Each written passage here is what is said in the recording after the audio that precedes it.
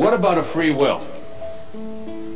If I was intended here, and the shape of my life was intended here from this source, where does that leave me with a free will?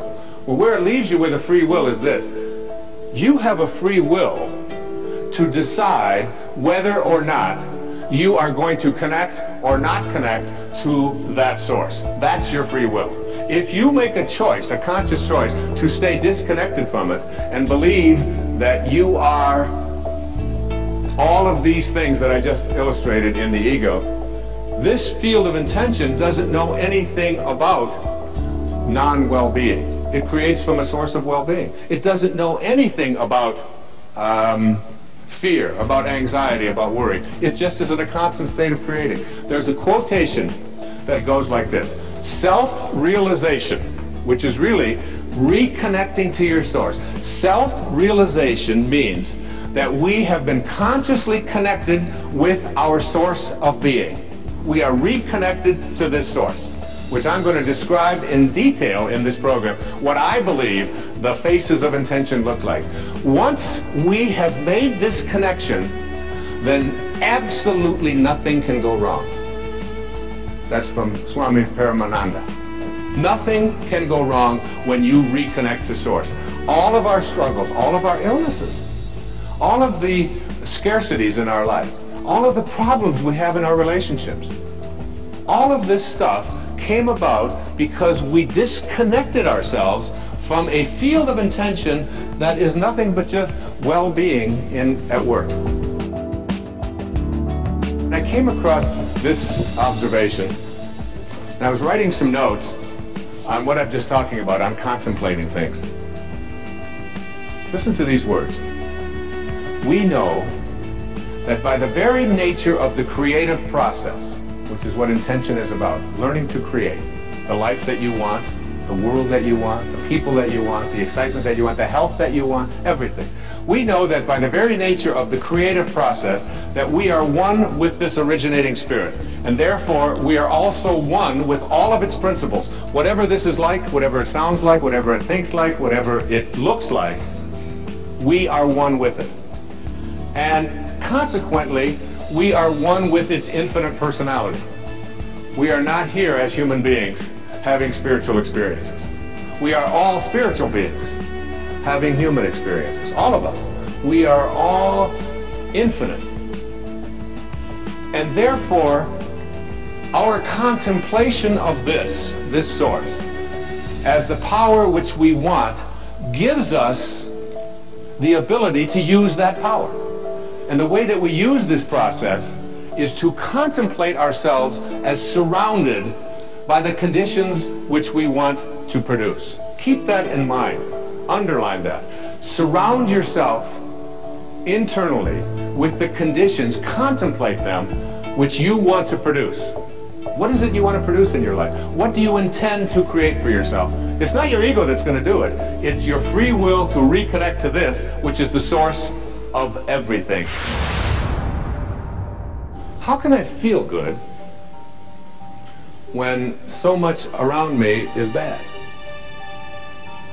How can I feel good if my sister-in-law has cancer? And how can I feel good if I know that over on the other side of this planet there are people who are starving to death?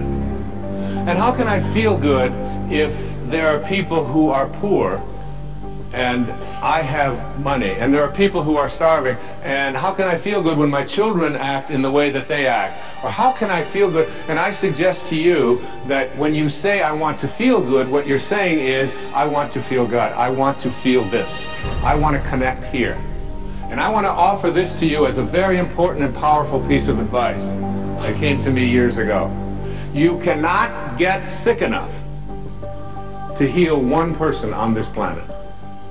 And you cannot get poor enough to make one person wealthy on this planet. And you cannot get confused enough to unconfuse one person on this planet.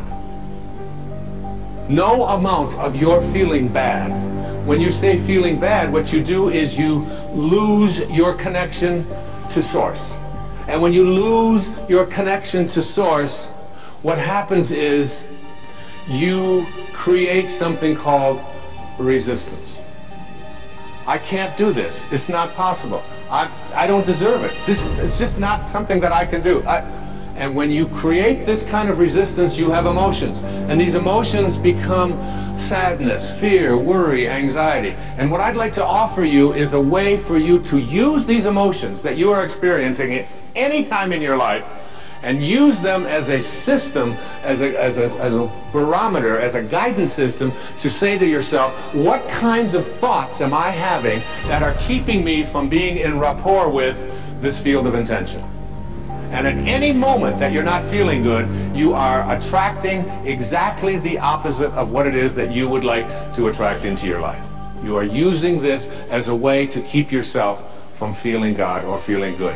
If you are listening to the news, and the news is filled with all of the reasons why you should be depressed, and it's not an accident that then they are sponsored by all of the reasons why you should take these narcotics or these pills or whatever it is in order to get over. So here's some depression, and wait a minute, we'll be right back. Here's a way out of it, okay?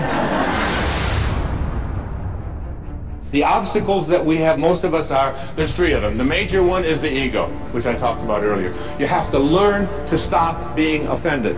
There are people out there who are going through life looking for occasions to be offended, and you very seldom will find yourself disappointed.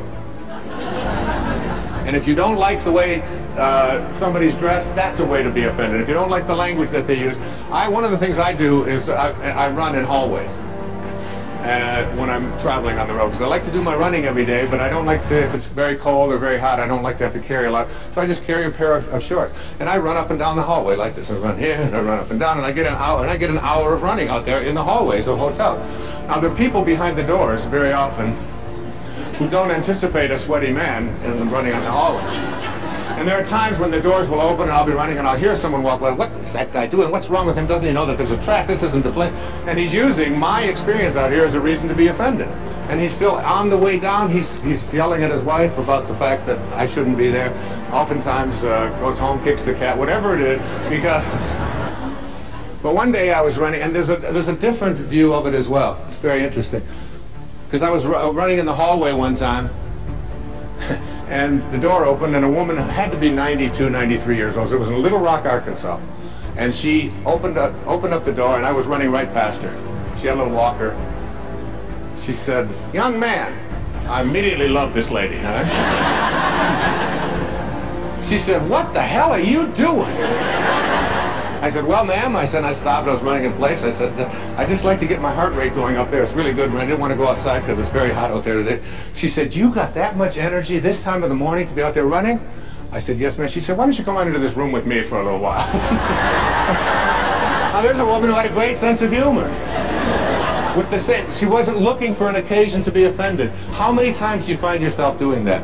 Or stopping yourself from feeling superior, or from needing to be right, or from needing to win, or from needing more, or to achieve, or to be concerned with your reputation. All of these have nothing to do with source energy. All of that has to do with this identity that you've taken on that says, I am all of these accomplishments are what I do. That's one. The second of these obstacles is what I call the energy of your life. Everything in the universe has energy. Everything. That's why I promote a book so powerfully called Power versus Force by David Hawkins, a medical doctor out in Sedona, Arizona, where he talks about the thoughts that we have and how you can use kinesthesiology. You can just use muscle tests to determine whether something works or doesn't work for you, and whether it's strong or not. And every thought that you have, and he has compartmentalized all of these different thoughts. And it's like he even suggested that the music that we listen to has energy in it. The photographs that we have hanging in our home, the prayers that we have, and the television shows that we watch. There is very low energy out there. The average child in America has already seen 12,000 murders, simulated murders, in his living room on cable and commercial television before his 14th birthday. Imagine. Imagine.